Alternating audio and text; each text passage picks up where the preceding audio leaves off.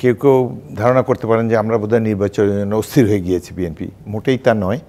আমরা এই সরকারকে সময় দিতে চাই। ব্যক্তিকে আশ্রয় দিয়েছে এই সেনানিবাসে, এরা সবাই ক্রিমিনাল। আপনারা একটা জায়গা থেকে সেখানে বলছেন যে শুরুর দিন থেকেই যে সরকারকে আপনারা একটা যৌক্তিক সময় দিতে চান এই সরকারকে, কিন্তু এক যৌক্তিক সময়ের পরে দ্রুততম সময়ে আপনারা নির্বাচন চেয়েছেন। আপনারাই সবচেয়ে প্রথম সেই আওয়াজটা তুলেছেন এবং প্রথম কখনো সেটা 3 মাস বলা হয়েছে, কখনো 6 মাস বলা হয়েছে এবং এখনও পর্যন্ত আমরা আসলে জানি না যে এই সরকার কতদিন থাকবে, কারণ সেই রূপরেখা ডক্টর মোহাম্মদ ইউনূসের কাছ থেকে আসেনি তার প্রথম ভাষণের জাতির উদ্দেশ্যে। আপনাদের কি মনে হয়, মানে আপনারা কতদিন সময় দিতে চান আসলে? আমরা কেউ কেউ ধারণা করতে পারেন যে আমরা বোধহয় নির্বাচনের জন্য অস্থির হয়ে গিয়েছি বিএনপি। মোটেই তা নয়।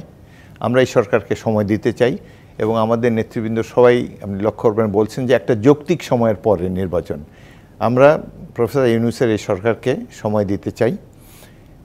এখন পর্যন্ত এই যে 20 দিনে যে কাজটি দ্রুত তাদের করা উচিত ছিল সেটি তারা এখন পর্যন্ত যে কোনো কারণেই হোক করতে পারেনি। সেটি হলো যে শেখ হাসিনার যারা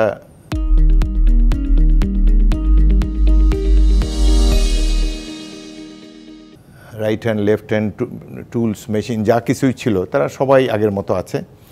যারা গুম করেছে, হত্যা করেছে, মিথ্যা মামলা দিয়েছে, অর্থ লোপাট করেছে এবং বিশেষ করে যারা এই যে পুলিশ বাহিনী এহেন অত্যাচার নাই যেটা তারা করেনি, যার ফলে ক্যান্টনমেন্টে গিয়ে যে 622 জন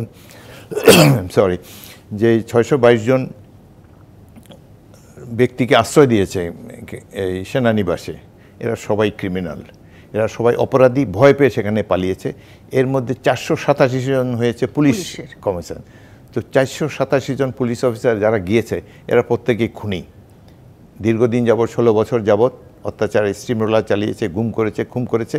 ভীত হয়েই তারা ক্যান্টনমেন্টে আশ্রয় নিয়েছে। এত বড় একটা গোষ্ঠীকে যে সেনানিবাসে আশ্রয় দেওয়া হলো এটা দেখে আমরা আশ্চর্য হয়েছি।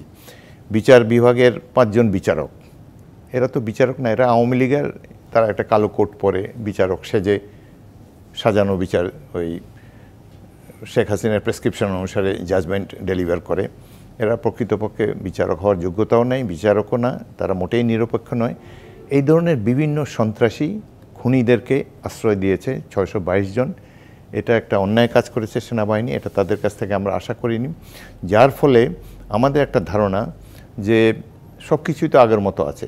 সেই পুলিশ বাহিনী, সেই সেনাবাহিনী, সেই যারা গুম খুন করেছে, সেনাবাহিনী যে অংশটা ডিজিএফআইতে ছিল, যারা এইভাবে হত্যাকাণ্ড চালিয়েছে, কাউকে একজনকে মাত্র গ্রেফতার করা হয়েছে, বাট অধিকাংশ এই বহাল তবিয়তে আছে।